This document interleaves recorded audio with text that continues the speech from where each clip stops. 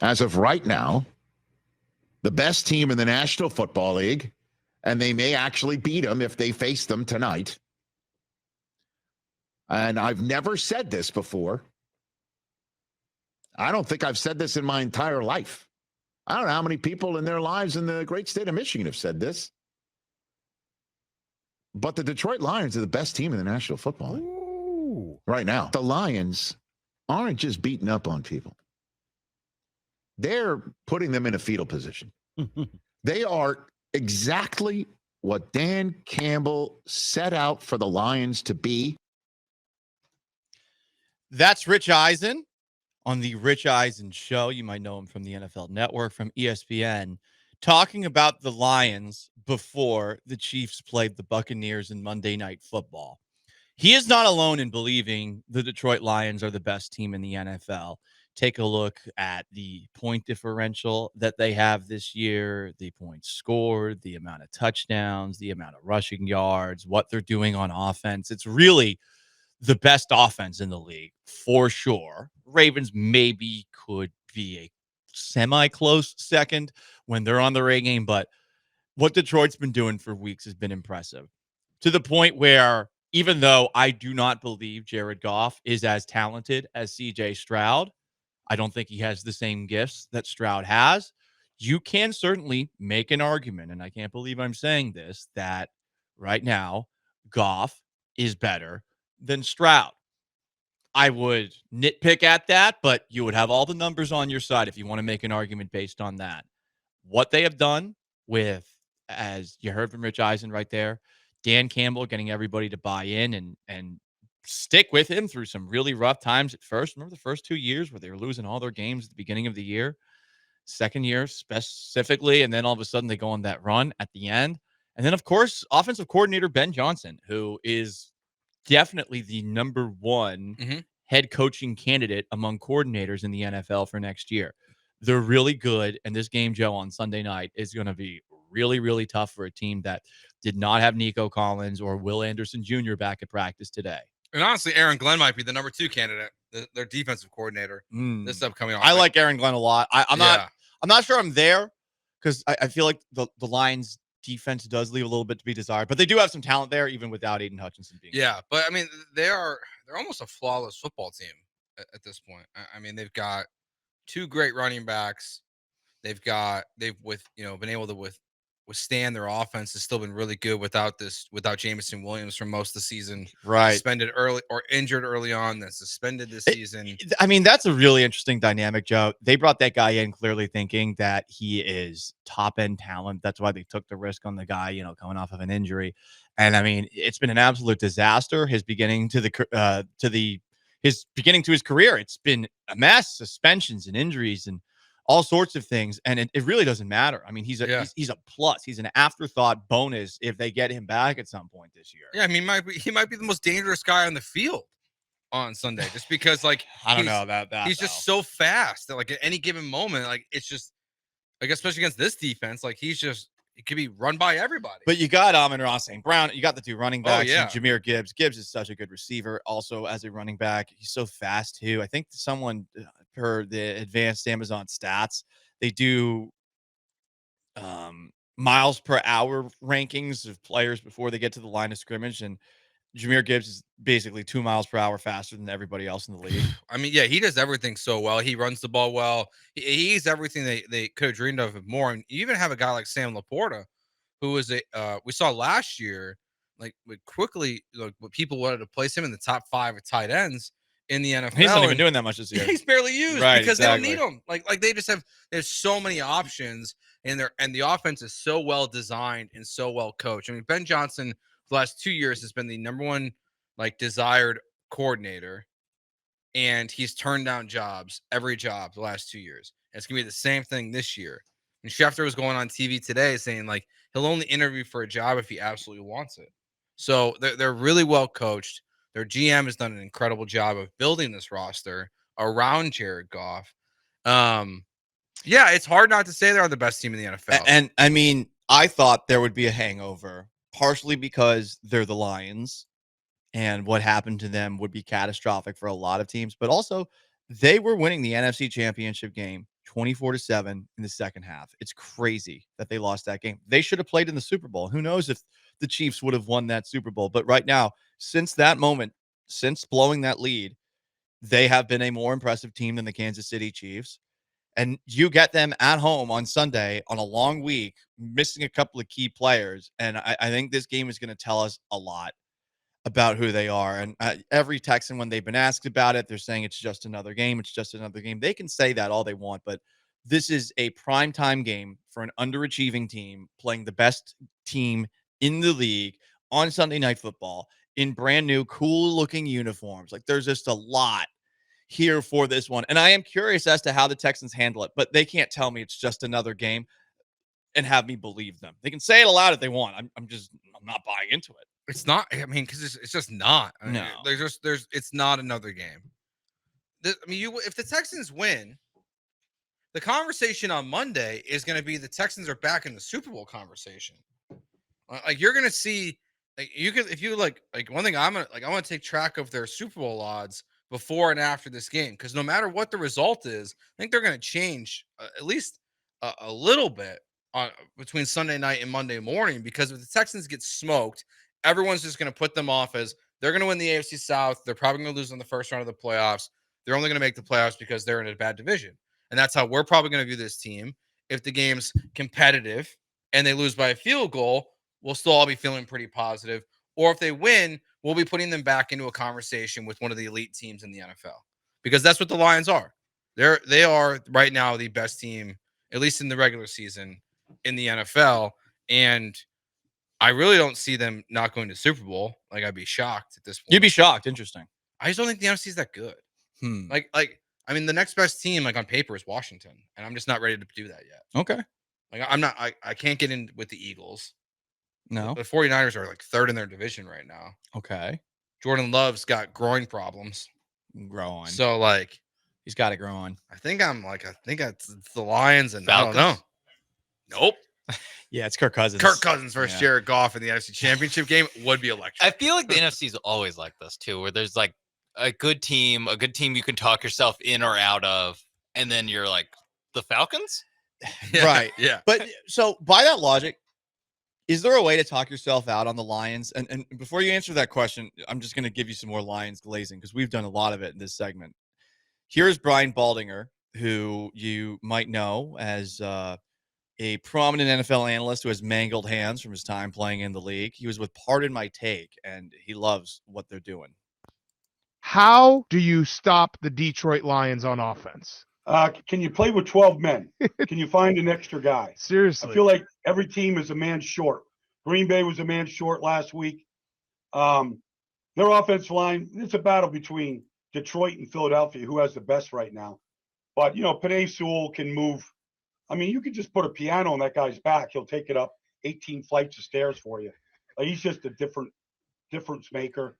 But they just have the perfect combination right now of Montgomery, who's your muttering closer, Jahmyr Gibbs, who's your home run hitter, and oh, by the way, Jared Goff doesn't miss an open receiver. Mm-hmm. So they're pretty much unstoppable on offense right now. And I don't know what defense is out there right now that can keep them under 30 points at this stage. I hope it's the Texans. Yeah, I mean, okay. They can't score 30 points right now. So there was, I'm trying to remember, and I hate to bring this team up, but I think it actually is relevant to this conversation. I hate to bring them up. I mean, now I'm curious. But the Rams with Jared Goff, the year they went to the Super Bowl, were scoring 30-plus points every single week. Ironically, on Sunday Night Football, they played the Bears. And Vic Fangio and the Bears completely shut down the Rams in that game. And then what we saw in the Super Bowl that year was Bill Belichick essentially ran the same defense, like changed a lot of what he was doing and copied what Vic Fangio did on that Sunday night game.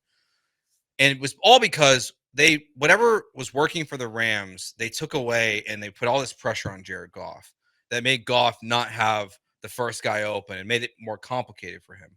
So that's why I think there's a reason to be out on the Rams. Is it's still Jared Goff.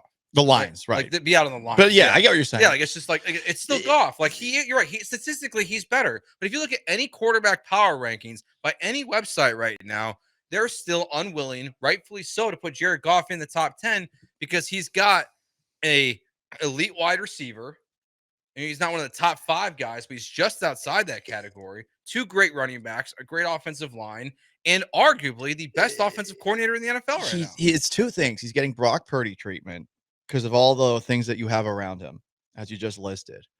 And then there's this. When he was in Los Angeles and Sean McVay was his head coach, everyone was of the mindset that, much like in Men in Black, remember that character he's like this big, tall character, but there's a little alien that's inside his skull. Yes. People thought that Sean McVay was basically playing VR in Jared Goff's brain, and that he was telling Goff what to do before every single play. And obviously the Rams won this game, but in that NFC Championship game with the controversial pass interference call that wasn't called, the beginning of that game, Goff was pissing his pants, like, because he couldn't hear anything. The Superdome gets super loud.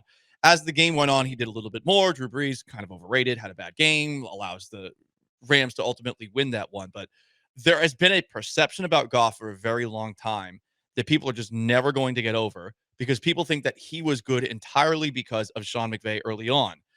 I thought early on, to what you were saying, where, Vic Fangio shuts him down and the Patriots did the same thing. The other thing that Goff ultimately lost in that year was Todd Gurley just got hurt. Mm-hmm. And the way that he got hurt, I forget if he was out for the year or what, but I just felt like the Rams offense dramatically changed when they did not have a running back. This Lions offense has 2 running backs, so that he doesn't even need to throw the football 20 times a game, which is why right now, over the last couple of weeks, the Lions have more touchdown passes than incompletions. They're just running the ball all over everybody. And Goff is finally taking care of things, not having meltdowns, doing the smart thing. He is managing the game at an elite level, and people are going to take that as a insult. It's not, though. He's doing exactly what he's supposed to do, and clearly his teammates actually like him, which in LA was also something that wasn't clear. Go back and look at how Sean McVay talked about Jared Goff and treated Jared Goff at the very end. McVay does not get nearly enough crap for it. It's one of the reasons I feel like McVay is put on a pedestal that's a little bit too high. I don't think he's a bad coach by any means, but McVay was part of that Jared Goff situation, and McVay could have made that situation a lot better. And it felt like he just said, you know what, screw it, I'm not even going to try anymore. I'm sick of working with that guy. And if you get to a point like that, I understand it, especially given some of the things Goff was doing back then. But you still have to figure out a way to make it work. And he never did. And Goff just kind of got left on the side of the street like a pet no one wanted after that. Yeah, and instead, like you said, what did he throw for, like 85 yards when they scored 52 points against the 85 yards, 12 for 15, 85 yards, 3 touchdowns. The Lions beat the Titans 52-14. It's remarkable. It's insane. Even last week, and I get it was raining in Lambeau, but I don't think he passed 200. Nope. He had 2 gloves on, and I think everyone was like, is Jared Goff going to be able to make it happen? But the game was over so early. Like, I know the Packers made the score respectable at the end, but what was it? It was 24. Was it 24-3 early in that game? 24-7, 21-7? They were up 2 scores. Final score was 24-14. The Packers got a touchdown on a 2-point conversion in the 4th quarter. So right. Okay. So so 24-6. Yeah. I mean, Brad Holmes. God, they're good, man. Like Brad Holmes is what he's done is it's incredible. Like through all the building. I mean, the Goff trades worked out, and the Goff, and I mean, the Stafford for Goff thing, they were just giving you Goff, and you're thinking to yourself, all right, well, I mean, we got a placeholder. Everyone thought they were going to draft a quarterback a couple of years ago, right? When like CJ Stroud's at the top of the draft, people were thinking, oh, they might get Anthony Richardson or whoever falls, and then they're like, nah, we're going to just roll with it. And I mean, it's been the best decision they've made. Yeah, even like the Will Anderson trade, right? Eventually, leads right? What the Lions get. And they trade in that draft, they go unconventional, but look how important it's been for them. Yeah. They draft Jahmyr Gibbs, Sam Laporta, and Brian Branch. They drafted a running back, a tight end, and a safety in today's NFL. Nailed all 3. And they nailed all 3, and it's worked out well. And they drafted offensive line. They've built the right way. Like they built the perfect football team. They're gonna kill the Texans on Sunday. They're gonna kill them. Yeah. I'm like, even if the Texans weren't playing well right now, I would feel nervous about it. But then add this on top of that, and I hope I'm wrong. I want them to prove me wrong. I know they got the rabbit ear, so they might be listening to our radio show. But I mean, I hear Ninja. Does anyone know who he is? He's some streamer. I hate these people who are more famous than me because I'm a jealous hater. I'll admit it. But Ninja just goes on some tangent talking about with Amon-Ra St. Brown on Amon-Ra St. Brown's podcast, Lions wide receiver, and he does this. And I'm like, can you even push back on it? Scott, you guys got Vikings at home. But that's like 5 games still, right? You got the Vikings at home, you got the Bears twice, and Packers. You're gonna win all those games. Texans, and we got the Bills. Texans are frauds. Bills is gonna be tough, but I'm telling you, dude, like I think that you guys offensively, their defense is terrible compared to like you guys are gonna pick them apart like flies. And Josh Allen throws a lot of interceptions. Personally, Niners. Well, actually, he doesn't. He's only thrown 2 this year, but right. I don't know, man. Niners, Josh Allen, see, I mean, Jaguars. Ninja's talking out of his ass, but Texans frauds. But I mean, that's how they are viewed nationally. It's when they have the moments like this, they become such an afterthought that he can say Texans frauds and move on to being entirely wrong about Josh Allen and the Bills this year. I mean, at this point, he's correct. They've lost 34-7 to the Vikings, 24-22 to the Packers. And both those teams are good football teams, and the Texans lost. And then you lose to the Jets, and you're either the reason why the Jets turned their season around, or you are the reason that the Jets got one win before they went back to being a pumpkin. You're rubbing it in now.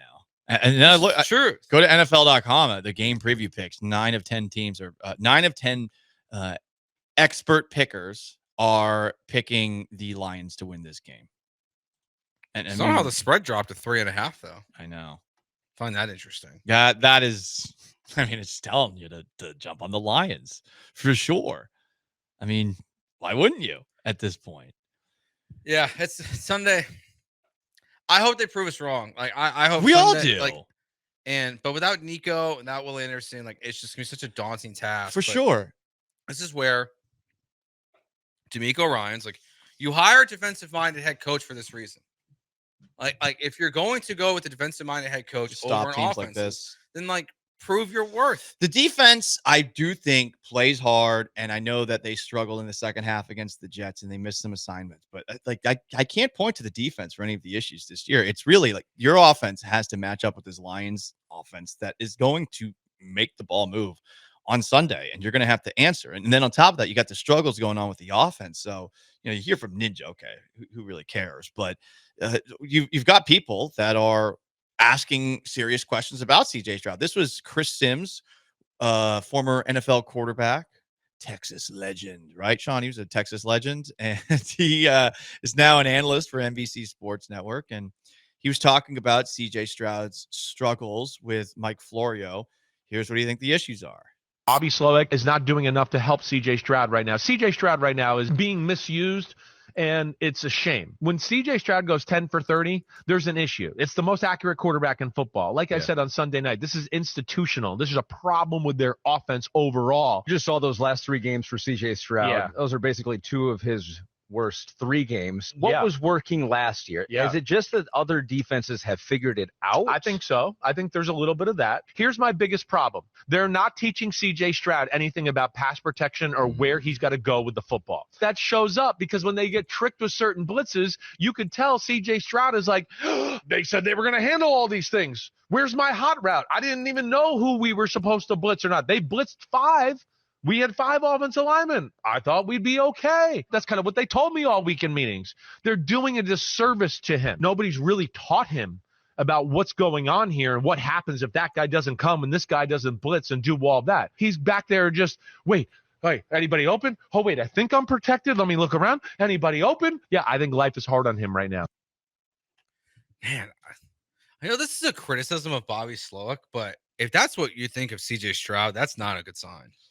Like, I think that is low S2 test, the way that Chris Sims describes it. He's right. I mean, if that's really what it is, that they're not teaching him like the right things. I mean, in this offense, we've talked about it, like the Shanahan offense, it's the center and the offensive line's responsibility to hand out the pass protection.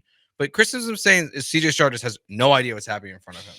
That's not good. No, it doesn't sound good. It's year 2. And look, I mean, if you're under siege like that, I think it's just hard to do better out there. I suppose CJ Stroud can try having fun, as he brought up.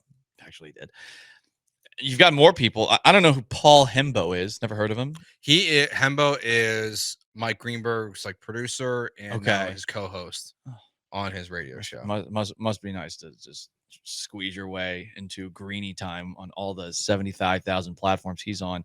Anyway, here's Paul Hembo calling CJ Stroud overrated.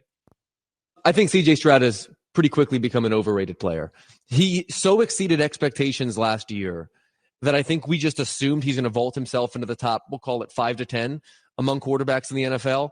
In reality, I think he's still good, but closer to average than he is to being at the very top. And we've seen over the last couple weeks, at least, when you lose receivers, obviously, when your offensive line doesn't perform, he's just kind of a guy like everyone else. Do you think that happens to Jaden Daniels next year?